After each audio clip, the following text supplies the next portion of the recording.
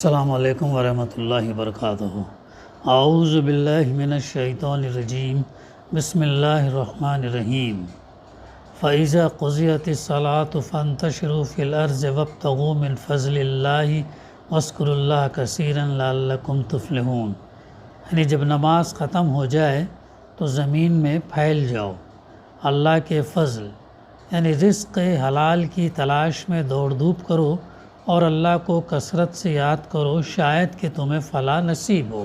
حقیقی فلاح یہاں جو ہے مراد ہے۔ گزشتہ ہمارے ٹاپک سے جس پر ہماری گفتگو جاری تھی وہ تھی عبادت کیا ہے اور ہماری زندگی کا مقصد کیا ہے۔ یہ جو عبادات ہم کرتے ہیں، نماز، روزہ، زکوٰۃ، یہ دراصل یہ ہمیں تربیت دیتی ہیں کہ میری اور ہم تمام کی پوری زندگی اللہ کی بندگی میں آئے۔ یہ ہے تو جب ہماری نماز، روزہ، زکوٰۃ جب ہم یہ ادا کرتے ہیں تو اس کا مقصد یہ ہوتا ہے کہ میری اور ہم تمام کی زندگی اللہ کی غلامی میں آ جائے، فرما برداری میں آ جائے۔ یہ اس کا اہم ہے اور یہ ہماری زندگی کا مقصد ہونا چاہیے۔ پھر ہمارے ساتھ ساتھ میرے خاندان، میرے بیوی، بچے، بھائی، بہن، رشتہ دار، ان تمام لوگ بھی جو ہے اس اللہ کی بندگی اور فرما برداری میں آئیں۔ تو اسلام کے 5 بنیادی ارکان ہیں، ستون ہیں، جس کے اوپر دین قائم ہے۔ دین یعنی مکمل وے آف لائف، حیات زندگی۔ اسلام کیا ہے؟ وے آف لائف ہے اور اللہ کے نزدیک پسندیدہ دین دین اسلام ہے۔ تو یہ جو ہمارے ارکان ہے، توحید، یہ کلمہ توحید کے بعد جو ہے سب سے پہلی چیز جو مسلمان پر وہ فرض ہوتی ہے وہ ہے نماز۔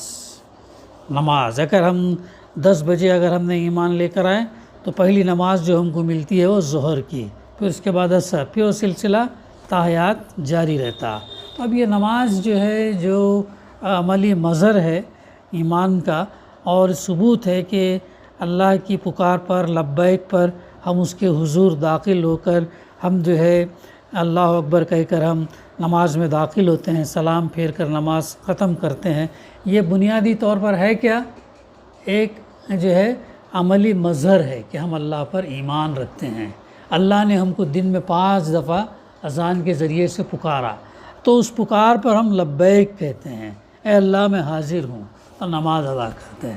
تو وہ نماز ہم خشوع و خضوع سے ادا کرنا چاہیے، ایسے کہ جیسے اللہ ہم کو دیکھ رہا ہے یا اللہ ہم کو دیکھ رہا ہے، یا اگر کہا جائے اللہ کے رسول صلی اللہ علیہ وسلم نے ایک مثال دے کے بتایا کہ اگر تمہیں معلوم ہو کہ یہ تمہاری نماز آخری نماز ہے، اس کے بعد تمہاری موت آنے والی ہے، تو تم کیا کرو گے؟ تو کتنا کنسنٹریشن سے ہم نماز ادا کریں گے، جیسا اب اس کے بعد میری موت ہی ہے، اس کے بعد کچھ یہ ہے نہیں، تو اللہ گناہوں کو معاف فرما، نمازیں قبول فرما، خیر کے جو کام ہے قبول ہونا، تو یہ تمام چیزیں ہوتی ہیں۔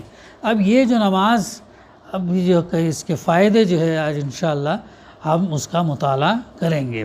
اب ساتھ ساتھ اب عبادت کا جو مطلب ہم ذہن میں رکھتے ہوئے جو ہے آگے بڑھیں گے اور غور کریں گے کتنی بڑی عبادت انجام دینے کے لیے کن چیزوں کی ضرورت ہے، اور نماز کس طریقے سے وہ سب چیزیں انسان میں پیدا کرتی ہے، کہ گویا کہ نماز کے فائدے کیا ہیں۔ سب سے پہلی چیز جو نماز کا فائدہ ہے اور وہ یہ چیز ہمارے اندر پیدا کرنی چاہتی ہے وہ یہ ہے کہ ہمارے اندر احساس بندگی دلاتی ہے کہ ہم اللہ کے بندے ہیں، غلام ہیں ہر وقت، آل دا ٹائم۔ ایسا نہیں کہ ٹی وی دیکھتے وقت یا کچھ موبائل دیکھتے وقت یا کچھ کرتے وقت ہم اس کے بندے نہیں، باقی کہ اس میں نماز کے وقت، روزے کے وقت ہم اس کے بندے، ایسے نہیں۔ مکمل مسلمان کی زندگی کیا ہے؟ اللہ کے بندگی میں۔ تو سب سے پہلے اس بات کی ضرورت ہے کہ بار بار ہم کو یاد دلایا جاتا کہ آپ اللہ کے بندے ہیں، اس کے ذریعے سے ہوتا، پروف ہوتا کہ ہم اللہ ایسے نہیں بلکہ اللہ کے بندے ہیں، اور اسی کی بندگی آپ کو ہر وقت ہر کام میں کرنی ہے۔ یہ یاد دلانے کی ضرورت اس لیے ہے کہ ایک شیطان آدمی کے نفس میں بیٹھا ہوا ہے۔ شیطان کیا ہے؟ نفس کے ساتھ، ہر انسان کے نفس میں بیٹھا ہوا ہے، جو ہر وقت کہتا رہتا ہے کہ تو میرا بندہ ہے۔ نفس، میری خواہش، میری نفسانی خواہش، مجھے یہ چاہیے، میرا دل جو بول رہا ہے، اللہ کیا بول رہا ہے، رسول بول رہا نہیں، بلکہ میرا دل کیا بول رہا ہے۔ تو کون بولنے لگا تھا؟ ہمارے اندر کا شیطان۔ جب اگر ہم کوئی چیز اللہ اور اس کے رسول کے خلاف کر رہے ہیں تو اس کا مطلب ہمارے دل کا شیطان ہم سے وہ کام کروا رہا ہے۔ ہر انسان کے ساتھ اللہ کے رسول صلی اللہ علیہ وسلم فرمایا کہ ایک شیطان ہے۔ تو صحابہ نے سوال کیا کہ اے اللہ کے رسول صلی اللہ علیہ وسلم کیا آپ کے ساتھ بھی شیطان ہے؟ تو آپ صلی اللہ علیہ وسلم فرمایا کہ ہاں میرے ساتھ بھی ہے، لیکن میں نے کیا کیا؟ لیکن میں نے اس کو مسلمان بنا دیا۔ اللہ کے رسول ہیں، آخری نبی ہے، ظاہر ہے پورا جو ہے قرآن مجید آپ پر اترا، پوری انسانیت کو آپ نے ہدایت دی، تو آپ صلی اللہ علیہ وسلم کے اندر کے جو شیطان تھا اس کو آپ نے مسلمان بنایا۔ لیکن ہمارے ساتھ ایسا نہیں ہو سکتا، ہم کمزور ہیں، ہم گنہگار ہیں، دن میں پتہ نہیں کتنے اننوئنگلی گناہ ہوتے رہتے ہیں ہمارے سے۔ ہاں اسی لیے بار بار جب ہم وضو کرنے جاتے ہیں، اللہ کے رسول صلی اللہ علیہ وسلم حدیث ہے چھوٹے گناہ صغیرہ گناہ جو ہم سے اگر ہو جائے تو وضو کا پانی جیسا جھڑتا ہے ویسے گناہ بھی جو ہے دھلتے ہیں، سمجھ رہے؟ تو یہ چیز شیطان ہمارے اندر جو بیٹھا ہے وہ کیا کہتا ہے؟ نہیں تو اللہ کا بندہ نہیں، تو میرا بندہ بن، تو میرا بندہ ہے، میرا غلام ہے، تو میری بات سن۔ تو شیطان کا یہ اور اللہ کی بندگی کا کشمکش جو ہے جاری رہتا ہے۔ اب ہمارے کو کیا کرنا ہے؟ ہم کو اللہ کی بندگی کی طرف جھکنا ہے، شیطان کے نفس شیطان کی بندگی نہیں کرنا ہے۔ ہاں تو اور لاکھوں کروڑوں شیطان ہر طرف دنیا میں کیا ہے پھیلے ہوئے ہیں، اور ان میں سے ہر ایک یہی کہتا ہے کہ تو میرا بندہ ہے۔ شیطان کا کام یہ ہے، کیونکہ شیطان نے چیلنج کر آیا نا، شیطان جو آگ سے بنا تھا، انسان آدم علیہ السلام کو جو مٹی سے بنائے گئے تھے، اللہ نے کیا کہا شیطان کو؟ سجدہ کرو۔ اس نے کہا سجدہ کرنے سے انکار کیا اور تکبر کیا، گھمنڈ کیا، میں آگ سے بنا ہوں، آگ سے بنا ہوا آدمی اس کے سامنے کیوں سجدہ کرے، کیوں جھکے؟ تو نہیں اس نے کیا، تو اللہ نے پھر لعنت زدہ کر کے اس کو جنت سے نکال دیا۔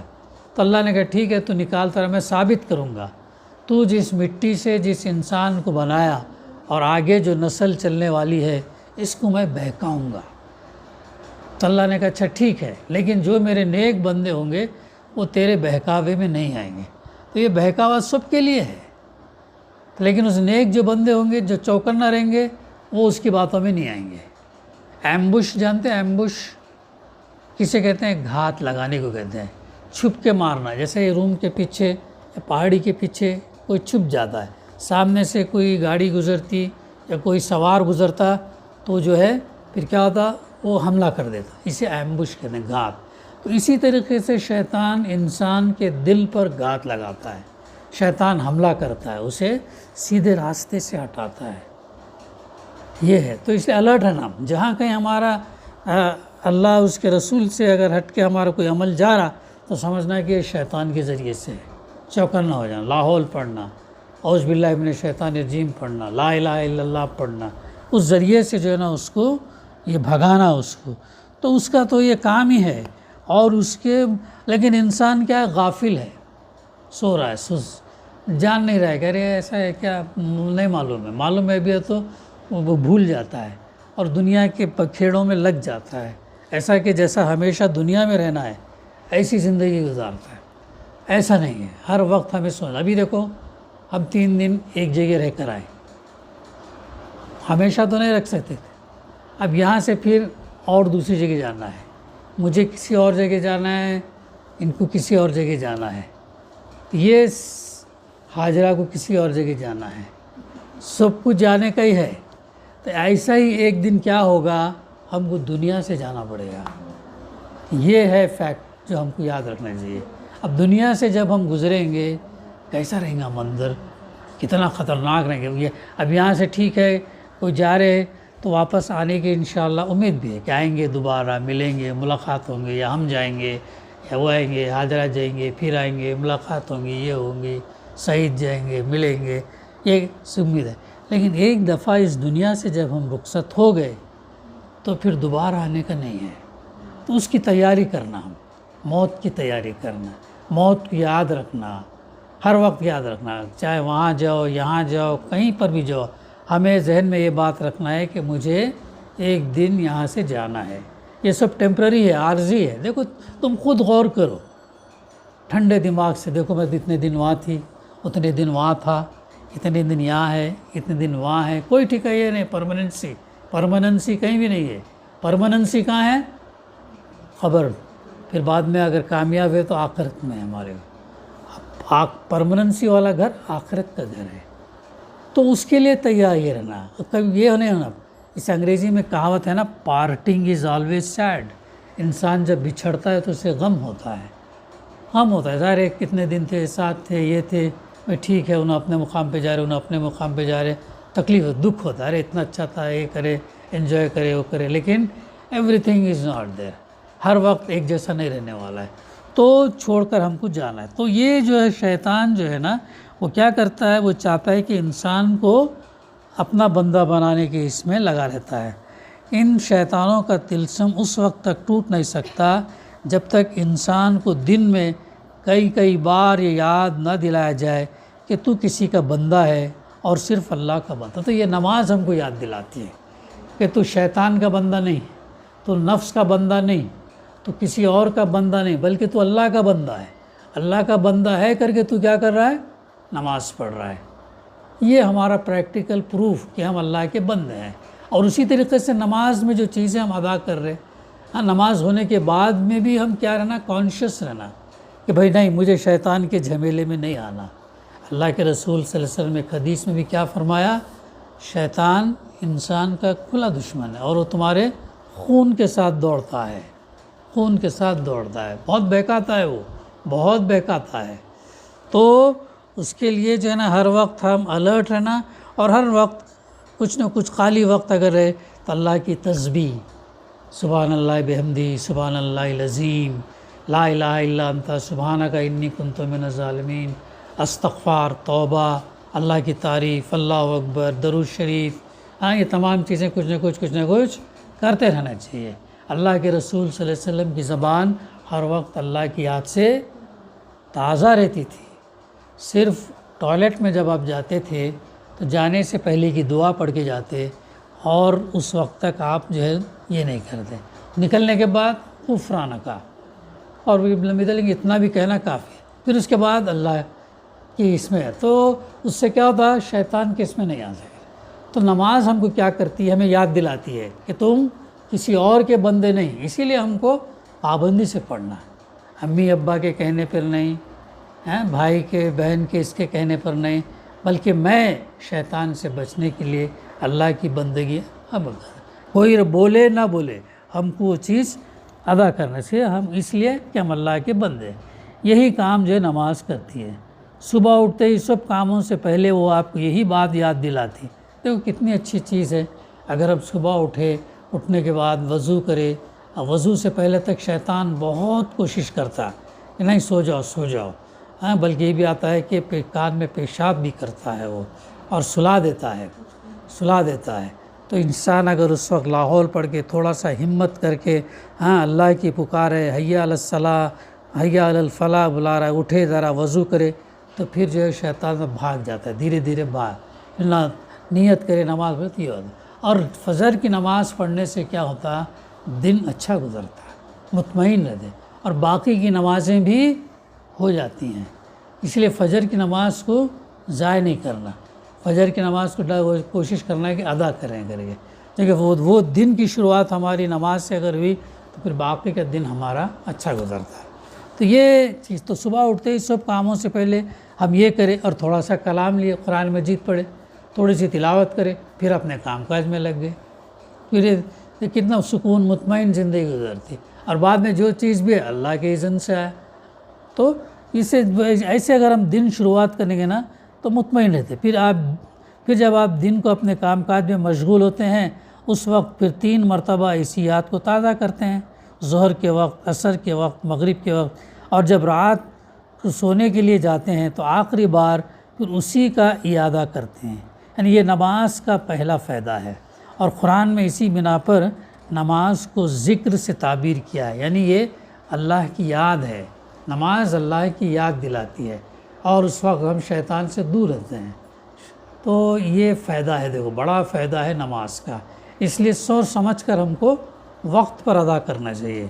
منافقین جن کے اندر نفاق، وہ لوگ کیا کرتے ہیں، سستی، کاہلی، غفلت، کسمساتے ہوئے آنا، قرآن مجید اس کا تذکرہ ہے نہیں، شوق سے پڑھنا۔ ہم اللہ کے دربار جا رہے، اللہ کے سامنے کھڑے ہونے والے، ہاں اللہ کا کلام سورہ فاتحہ کتنی بہترین دعا ہے وہ، پھر دوسرا سورہ ہم پڑھ، اللہ نماز ہم یہ پڑھ رہے ہیں، تو یہ چیز ہم کو جو ہے یاد دلاتی ہے۔ دوسرا فائدہ کہ چونکہ آپ کو اسی زندگی میں ہر قدم پر اللہ کے احکام بجا لانے ہیں، اس لیے یہ بھی ضروری ہے کہ آپ میں اپنا فرض پہچاننے کی صفت پیدا ہو، اور اس کے ساتھ آپ کو اپنا فرض مستعدی سے انجام دینے کی عادت بھی ہو۔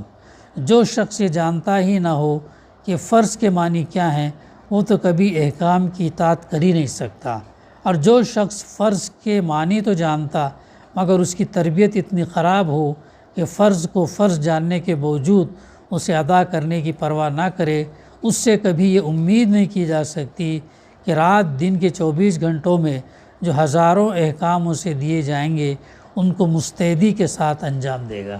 اب یہ اگر پابندی سے پنکچولی اگر ہم فرض ادا کریں گے تو دوسرے کام بھی جو ہے کر سکتے ہیں، اگر یہی ہم نہیں کرتے ہیں تو پھر دوسرے کام کرنے کا سوال کہاں سے پیدا ہوتا؟ یہ ہے جو بات ہے۔ تیسری چیز مشق اطاعت، یعنی پریکٹس کراتی، فرما برداری کی پریکٹس کراتی۔ نماز ہم کو اللہ کی فرما برداری کی پریکٹس کراتی ہے، یعنی جن لوگوں کو فوج یا پولیس میں ملازمت کرنے، اگزامپل دے رہے ہیں یہاں پہ، کرنے کا اتفاق ہوا، وہ جانتے ہیں کہ ان دونوں ملازمتوں میں ڈیوٹی کو سمجھنے اور اسے ادا کرنے کی ٹریننگ کس طرح کرائی جاتی ہے۔ رات دن میں کئی بار بگل بجایا جاتا ہے۔ پولیس میں، آرمی میں ان کے کیا ڈسپلن مینٹین کرنا ضروری ہے، پنکچول رہنا ضروری ہے، اور کسی پکار پر امیڈیٹ حاضر ہونا ضروری ہے، اپنے اوپر والے کا آرڈر سننا ضروری ہے۔ کیونکہ کمانڈر بولا کہ جاؤ ادھر حملہ کرنا ہے تو جانا ہے، اسے نو نہیں بولنا ہے، چاہے اس کا نقصان ہی ہو کیا بھی ہو۔ تو یہ پریکٹس ان کو کرائی جاتی ہے آرمی کے اندر اور پولیس کے اندر، اور یہاں تو مین کیا رہتا ہے کہ اس کی بات کو جو ہے سننا۔ سپاہیوں کے ایک جگہ حاضر ہونے کا حکم دیا جاتا اور ان سے قواعد کرائی جاتی، پریکٹس کرائی جاتی ہے۔ یہ سب اس لیے ہے کہ ان کو حکم بجا لانے کی عادت ہو، ان کو عادت ہو۔ اس لیے اب ہماری بھی عادت کیا ہو، نماز ہمارے لیے کیا بغل کا کام کر، اذان ہمارے لیے سیرن کا کام کرتا، اذان سنے، سیرن سنے، فوراً اللہ کے اس میں دربار میں آ گئے، ہم نے حاضری دے دی، ہم نے تیری بندگی کا ثبوت بتا دیا۔ یہ چیزیں تو یہ سب اس لیے ہے کہ ان کو حکم بجا لانے کی عادت ہو، اور ان میں سے جو لوگ ایسے سست اور نالائق ہوں کہ بغل کی آواز سن کر بھی گھر بیٹھے رہیں یا قواعد میں حکم کے مطابق حرکت نہ کریں، انہیں پہلے ہی ناکارہ سمجھ کر ملازمت سے الگ کر دیا جاتا ہے۔ آرمی میں، پولیس میں کیا ہوتا، کوئی اگر آرڈر کو نہیں مانا، ایک دفعہ 2 دفعہ تھوڑا ٹھیک ہے اس کو سزا دی گئی، لیکن 3 دفعہ 4 دفعہ اگر ایسا ہی کر رہا تو اس کو سروس سے نکال دیتے۔ سروس سے نکال دینے کا مطلب کیا، نوکری گئی، نوکری جانے کا مطلب کیا، ماہانہ پیسہ نہیں ملے گا، ماہانہ پیسہ نہیں ملیں گا تو تکلیفیں آئیں گی، ایسا۔ تو اس طریقے سے تو اب یہاں پر نہیں تو اسے ناکارہ ملازمت سے، نوکری سے نکال جاتا ہے۔ بس اسی طرح نماز بھی دن میں 5 وقت بگل بجاتی ہے، 5 وقت سیرن بجاتی ہے، تاکہ اللہ کے سپاہی اس کو سن کر ہر طرف سے دوڑے چلے آئیں اور ثابت کریں کہ وہ اللہ کے احکام کو ماننے کے لیے مستعد ہیں۔ یہ ہے، یہ ہمارا سیرن ہے، دن میں 5 وقت اذان سیرن ہے۔ اب جو مسلمان اس سیرن کو سن کر بھی بیٹھا رہتا اور اپنی جگہ سے نہیں ہلتا، وہ دراصل یہ ثابت کرتا ہے کہ وہ یا تو فرض کو پہچانتا ہی نہیں، یا اگر پہچانتا ہے تو وہ اتنا نالائق اور ناکارہ ہے کہ اللہ کی فوج میں رہنے کے قابل نہیں ہے، اللہ کی فوج میں رہنے کے وہ قابل نہیں ہے، ایسا جو ہے ہو جاتا ہے۔ اسی بنا پر اللہ کے رسول صلی اللہ علیہ وسلم نے فرمایا، اسی بنا پر اللہ کے رسول صلی اللہ علیہ وسلم نے فرمایا کہ جو لوگ اذان کی آواز سن کر اپنے گھروں سے نہیں نکلتے، میرا جی چاہتا ہے کہ جا کر ان کے گھروں میں آگ لگا دوں۔ کیا فرمایا اللہ کے رسول، یہ جو پکار، یہ جو سیرن کی آواز جو سن کر نہیں جاتے، تو اللہ کے رسول صلی اللہ علیہ وسلم کیا فرمایا، ان کے گھروں کو آگ لگا دینے کا فرمایا۔ سمجھ رہے؟ اور یہی وجہ ہے کہ حدیث میں نماز کو کفر اور اسلام کے درمیان وجہ تمیز قرار دیا گیا۔ کفر اور اسلام میں یہ اگر نماز اگر چھوڑ دی تو اس نے گویا کفر سے قریب ہوا، چونکہ انکار کیا نا۔ کفر کے معنی کیا ہے؟ انکار کرنے کے ہیں۔ کفر کے معنی چھپانے کے بھی ہوتے ہیں۔ فارمر کو بھی کافر کہا جا سکتا ہے۔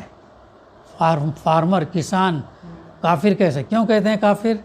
بیج زمین میں چھپاتا ہے، وہ بیج زمین میں چھپاتا ہے کافر، ایسا۔ تو ان کافر کے بھی وسیع معنی ہیں۔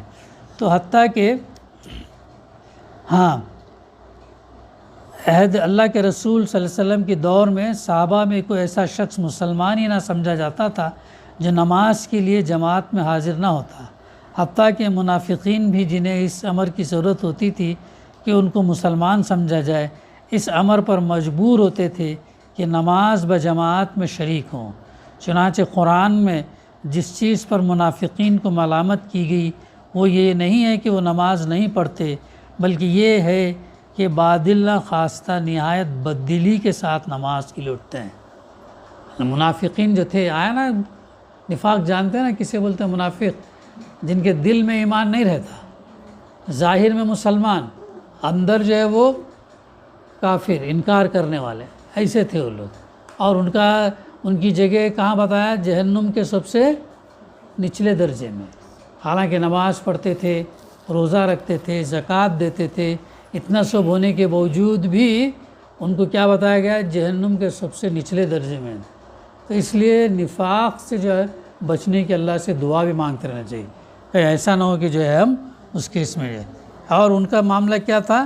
ان کے حالانکہ سستی تھی، نماز کے لیے جاتے سست، تھوڑا یہ کر کے ٹھہر کے پڑھ لیں گے، آرام سے کریں گے، دیکھیں گے ایسا۔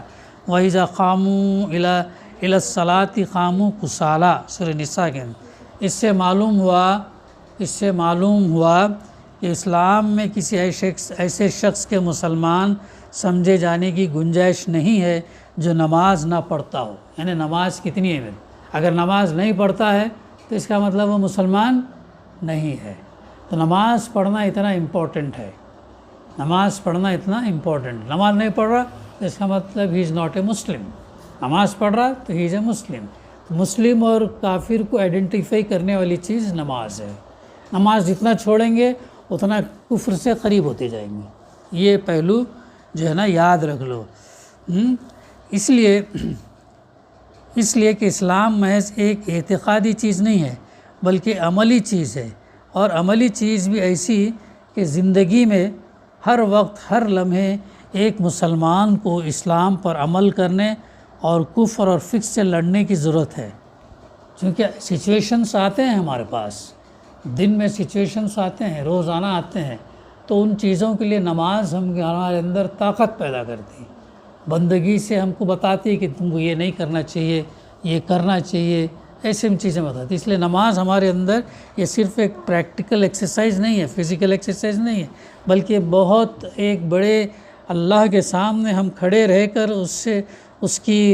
اس کی تعریف، اس سے مدد طلب کرنا، سیدھا راستہ بتانے کی دعا ہم کرتے ہیں اور اقرار کرتے ہیں کہ ہم جو ہے مسلمان ہیں۔ تو اللہ تعالیٰ پھر یہ ہم کو، تو یہ ایسی زبردست عملی زندگی کے لیے لازم ہے کہ مسلمان اللہ کے احکام بجا لانے کے لیے ہر وقت مستعد ہو۔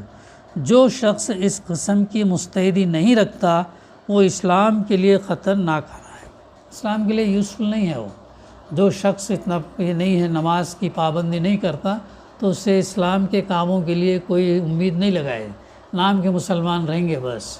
تو یہ کرے گا، جو اسلام کو جب ضرورت پڑے تو اس کے لیے آگے آنا، وقت کی قربانی دینا، مال کی قربانی دینا، صلاحیتوں کی قربانی، جو ہمارے اندر اچھی کوالٹی ہے اس کوالٹی کے ذریعے سے ہم اسلام کو آگے بڑھانا، یہ دینا ہم، اور یہاں تک لاسٹ میں اگر ہماری جان کی بھی ضرورت پڑے تو جان بھی دے دینا اللہ کے سامنے، اللہ کو راضی کرنے کے لیے، شہید کہلانے کے لیے نہیں، بلکہ اللہ کو راضی کرنے کے لیے، اللہ کو خوش کرنے کے لیے، اپنی جان کی بھی اگر یہ ہے تو جان بھی دے دینا، سمجھے موسیٰ عبدالحمید۔ تو یہ جو ہے اتنی اہم چیز ہے، نماز اتنا ہم کو کتنی قوت والی چیز ہے، طاقت والی چیز ہے۔ ایک ایک سجدہ جو ہم کرتے ہیں، اللہ اکبر، اللہ تو بڑا ہے، سبحان ربی الاعلیٰ، سبحان ربی الاعلیٰ، ہر نقص سے تو پاک ہے اور تو اعلیٰ ہے، تو برتر ہے، سب سے برتر ہے، یہ کہہ کر ہم اٹھتے ہیں اوپر، پھر دوبارہ جاتے ہیں۔ تو یہ کانشیسلی ہم اس کو سمجھ کے ادا کرنا، رسمی نہیں، روایتی نہیں، مسلمان گھر میں پیدا ہو گئے تو کرنا ہے، اللہ اکبر دے دھڑا دھڑ پڑے، ایسا نہیں، شعوری طور پر جو ہم اس کو ادا کرنا ہے۔ تو اسی لیے دن میں 5 وقت نماز فرض کی گئی، تاکہ جو لوگ مسلمان ہونے کے مدعی ہیں ان کا بار بار امتحان لیا جاتا رہے کہ وہ فی الواقع مسلمان ہیں یا نہیں، اور فی الواقع اس عملی زندگی میں اللہ کے احکام بجا لانے کے لیے مستعد ہیں یا نہیں۔ اب یہ ہمارے لیے کیا ہے، دن میں 5 ٹائم کا ٹیسٹ ہے نماز، اور خدائی پریڈ کا بغل سیرن سن کر جنبش نہیں کرتے تو صاف معلوم ہو جاتا کہ وہ اسلام کی عملی زندگی کے لیے تیار نہیں ہے۔ اس کے بعد ان کا اللہ کو ماننا اور رسول صلی اللہ علیہ وسلم کو ماننا محض بے معنی ہے۔ اسی بنا پر قرآن مجید میں ارشاد ہے، اِنَّهَا لَكَبِيرَةٌ إِلَّا عَلَى الْخَاشِعِينَ، یعنی جو لوگ اللہ کی اطاعت اور بندگی کے لیے تیار نہیں ہیں، صرف انہی پر نماز گراں گزرتی ہے۔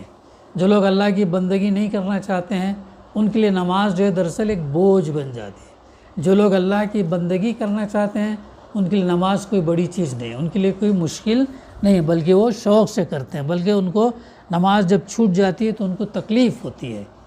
ایسا یہ ہے شعوری طور پر سمجھ کر ہم نماز ادا کرنا، اور جس پر نماز گراں گزرے وہ خود اس بات کا ثبوت پیش کرتا کہ وہ اللہ کا بندگی اور اطاعت کے لیے تیار نہیں ہے۔ پھر اس کے بعد اور جو فائدہ ہے اس کا، خدا اللہ کا خوف پیدا کرنا۔ نماز جو ہے ہمارے اندر اللہ کا، تیسری چیز اللہ کا خوف ہے، جس کے ہر آن دل میں تازہ رہنے کی ضرورت ہے۔ مسلمان اسلام کے مطابق عمل کر ہی نہیں سکتا جب تک اسے یہ یقین نہ ہو کہ اللہ ہر وقت ہر جگہ اسے دیکھ رہا ہے، اس کی ہر حرکت کا اللہ کو علم ہے۔ اللہ اندھیرے میں بھی اس کو دیکھتا ہے، اللہ تنہائی میں بھی اس کے ساتھ ہے۔ تمام دنیا سے چھپ جانا ممکن ہے مگر اللہ کے سامنے چھپنا ممکن نہیں ہے۔ تمام دنیا کی سزاؤں سے آدمی بچ سکتا مگر اللہ کی سزا سے بچنا ناممکن ہے۔ اللہ کی سزا سے بچنا یہی یقین آدمی کو اللہ کے احکام کی خلاف ورزی سے روکتا ہے۔ اسی یقین کے زور سے وہ حلال اور حرام کی ان حدود کا لحاظ رکھنے پر مجبور ہوتا جو اللہ نے زندگی کے معاملات میں قائم کیے۔ اگر یہ یقین کمزور ہو جائے تو مسلمان صحیح معنوں میں مسلمان کی طرح زندگی بسر کر ہی نہیں سکتا۔ اسی لیے اللہ نے دن میں 5 وقت نماز فرض کی ہیں تاکہ وہ اس یقین کو دل میں بار بار مضبوط کرتی رہے۔ چنانچہ قرآن مجید میں خود اللہ ہی نے نماز کی اس مصلحت کو بیان کر دیا۔ ان الصلاۃ تنہی عن الفحشاء والمنکر، سورہ العنکبوت آیت نمبر 45، یعنی نماز وہ چیز ہے جو انسان کو بدی اور بے حیائی سے روکتی ہے۔ اللہ کا خوف رکھ کے اگر ہم پڑھتے ہیں تو پھر وہ چیز ہمارے اندر بے حیائی اور بدی کو جو ہے روکتی ہے۔ اس کی وجہ آپ غور کر کے خود سمجھ سکتے ہیں۔ مثال کے طور پر آپ نماز کے لیے پاک ہو کر اور وضو کر کے آتے ہیں، اگر آپ ناپاک ہوں، غسل کے بغیر آ جائیں، یا آپ کا کپڑے ناپاک ہوں اور انہی کو پہنے ہوئے آ جائیں، یا آپ کو وضو نہ ہو اور آپ یہ کہہ دیں کہ میں وضو کر کے آیا ہوں، تو دنیا میں کون آپ کو پکڑ سکتا ہے؟ نماز پڑھنے کے لیے آئے، وضو نہیں کیے، ہاں بول دیے کہ وہاں وضو کر کے آئے، کون جان سکتا ہے؟ کوئی بھی نہیں جان سکتا۔ ایسا ہی روزے کا معاملہ ہے، روزہ رکھے، سحر میں کھا لیے، اس کے بعد اگر باتھ روم میں گئے کبھی پی لیے، کس کو پتہ ہے؟ کس کو بھی پتہ نہیں رہے، لیکن پھر بھی انسان نہیں پیتا پانی، کیوں؟ اللہ کا وہ ڈر رہتا ہے۔ یہ ہے وہ چیز جو یہ تو، لیکن آپ ایسا نہیں کرتے، یہ اس لیے کہ آپ کو یقین ہے کہ اللہ سے یہ گناہ نہیں چھپ سکتا۔ وضو کر کے ہم نے نماز نہیں پڑھے، پانی ہم نے پی لیے، روزہ رکھ کے دودھ بولے، تو یہ چھپ نہیں۔ اسی طرح نماز میں جو چیز آہستہ پڑھی جاتی، اگر ان کو آپ نہ پڑھے تو کسی کو خبر نہیں ہو سکتی، مگر آپ کبھی ایسا نہیں کرتے۔ یہ کس لیے؟ اسی لیے کہ آپ کو یقین ہے کہ اللہ سب کچھ سن رہا ہے اور آپ کی شہرک سے بھی زیادہ قریب ہے۔ اللہ جو ہے شہرک سے زیادہ ہمارے قریب ہے۔ اسی طرح آپ جنگل میں بھی نماز پڑھتے ہیں، اپنے گھر میں جب تنہا ہوتے ہیں اس وقت بھی نماز پڑھتے ہیں، حالانکہ کوئی آپ کو دیکھنے والا نہیں ہوتا اور کسی کو یہ معلوم نہیں ہوتا کہ آپ نے نماز نہیں پڑھی۔ اس کی وجہ کیا ہے؟ یہی کہ آپ چھپ کر بھی اللہ کے حکم کو خلاف ورزی کرنے سے ڈرتے ہیں اور آپ کو یقین ہے کہ اللہ سے کسی جرم کو چھپانا ممکن نہیں۔ اس سے آپ اندازہ کر سکتے ہیں کہ نماز کس طرح اللہ کا خوف اور اس کے حاضر اور ناظر اور علیم اور خفیہ ہونے کا یقین آدمی کے دل میں بٹھاتی اور تازہ کرتی رہتی ہے۔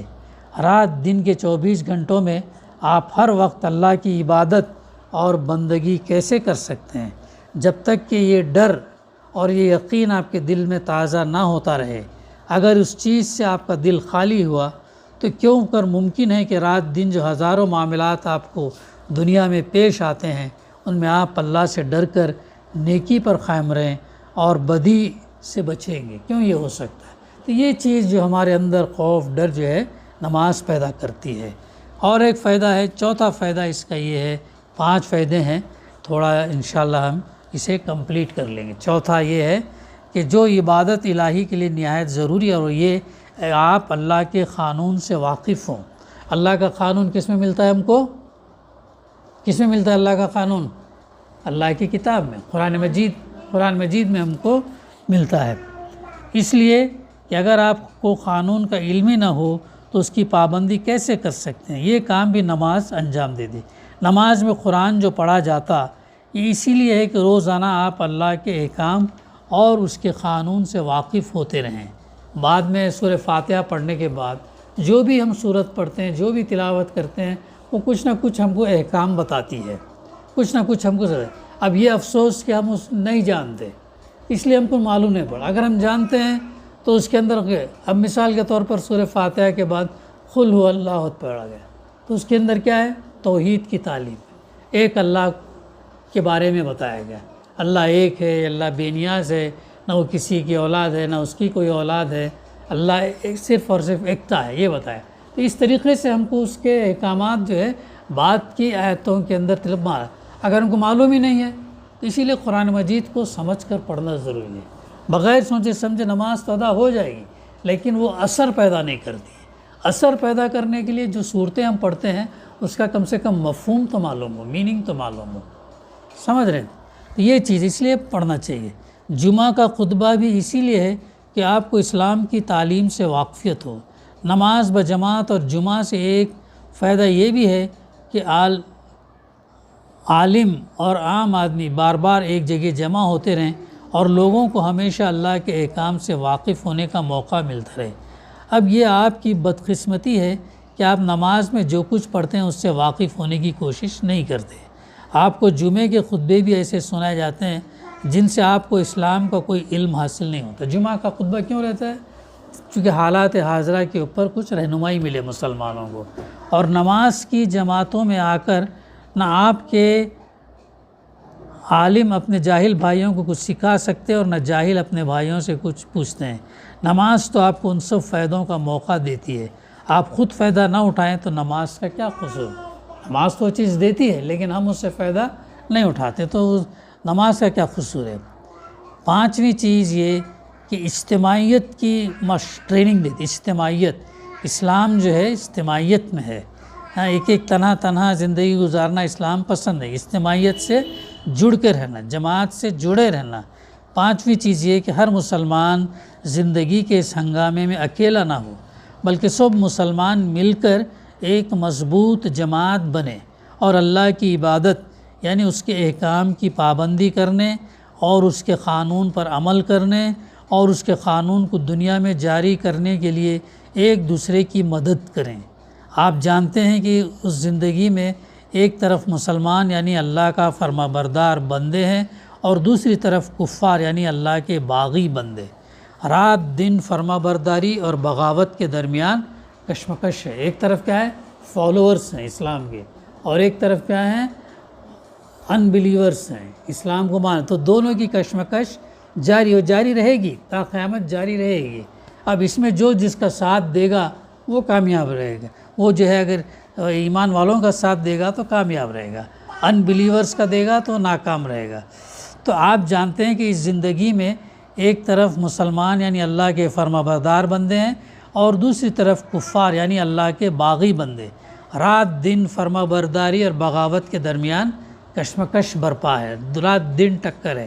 باغی اللہ کے قانون کو توڑتے ہیں، باغی کیا کرتے ہیں؟ ان بلیورز اللہ کے قانون کو توڑتے ہیں اور اس کے خلاف دنیا میں شیطانی قوانین کو جاری کرتے ہیں۔ کس کے قانون جاری کرتے ہیں؟ زارا کس کے قانون جاری کرتے ہیں؟ جو باغی ہیں، جو ان بلیورز ہیں، وہ شیطانی قانون کرتے ہیں۔ جو ایمان جن کے اندر نہیں ہے وہ ان بلیورز کا قانون، جو بلیورز ہیں وہ اللہ کے قانون کو جاری کرتے ہیں۔ اب ہم جو بلیورز ہیں، اللہ کے قانون کو جاری کرنا ہمارا کام ہے، ہم اکیلے نہیں کر سکتے، اس لیے جماعت سے جڑ کر یہ کام کرنا چاہیے، جماعت سے جڑ کر جو ہے یہ کرنا چاہیے۔ ہاں، ان کے مقابلے میں اگر ایک مسلمان تنہا ہو تو کامیاب نہیں ہو سکتا۔ ضرورت اس کی ہے کہ اللہ کے فرما بردار۔ اب اکیلے لڑ سکتے کیا؟ اکیلے مل کے شیطان کے قانون کو توڑ سکتے؟ نہیں توڑ سکتے، اس کے لیے جماعت بنتی ہے، اس کے لیے یہ چیز ہے۔ ضرورت اس کی ہے کہ اللہ کے فرما بردار بندے مل کر اجتماعی طاقت سے بغاوت کا مقابلہ کریں اور اللہ کے قانون کو امپلیمنٹ کریں۔ اللہ کے قانون میں کیا آتا ہے؟ سمپل سی چیزیں ہیں، شرک کے خلاف لڑیں، شرک نہیں ہونا چاہیے۔ ایک اللہ کی زمین ہے، اللہ کا آسمان ہے، اللہ کا سب کچھ ہے، تو اللہ کا قانون چلنا چاہیے ایسا۔ تو یہ چیز، یہ اجتماعی طاقت پیدا کرنے والی چیز تمام چیزوں سے بڑھ کر نماز ہے۔ اجتماعی چیز تمام سے بڑھ 5 وقت کی جماعت، پھر جمعے کا بڑا اجتماع، پھر عیدین کا اجتماع، یہ سب مل کر مسلمانوں کو ایک مضبوط دیوار کی طرح بنا دیتے ہیں اور ان میں وہ ایک جہتی اور عملی اتحاد پیدا کر دیتے ہیں جو روز مرہ کی عملی زندگی میں مسلمانوں کو ایک دوسرے کا مددگار بنانے کے لیے ضروری ہے۔ تو یہ چند 5 چیزیں اس کا مطالعہ ہم نے کیا جو نماز کے فائدے ہیں۔ ابھی سن لیے، بعد میں بھی اس کو جو ہے ویڈیو کے ذریعے سے سن سکتے ہیں، بہت اہم چیز ہے۔ اگر ایک دفعہ کلیئر نہ بھی ہو تو بعد میں بھی سنیں، تو اس سے کانسیپٹ جو ہے نا کلیئر ہوتا ہے کہ نماز جو ہم پڑھتے ہیں کیوں پڑھتے ہیں، اس کے فائدے کیا ہیں۔ دعا ہے کہ اللہ سبحانہ وتعالی ہمیں صحیح سمجھنے، اس پر عمل کرنے اور اس پیغام پہنچانے کی توفیق عطا کرے۔ ربنا تقبل منا انک انت السمیع العلیم وتب علینا انک انت التواب الرحیم۔ صلی اللہ تعالی علی خیر خلقہ وعلی آلہ وصحبہ اجمعین، الحمد للہ رب العالمین۔